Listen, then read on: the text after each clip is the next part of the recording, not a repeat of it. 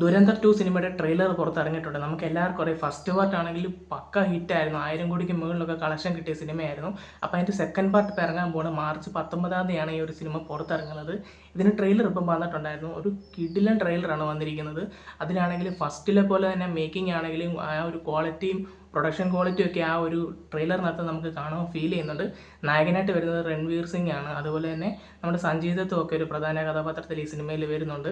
പിന്നെ ഈ ഒരു സിനിമ സംവിധാനം ചെയ്യുന്നതാണ് ആദിത്യ ധർ എന്ന് പറഞ്ഞ സംവിധായകനാണ്. അദ്ദേഹം ഉറി പോലുള്ള സിനിമകളൊക്കെ എടുത്തിട്ടുള്ളതാണ്.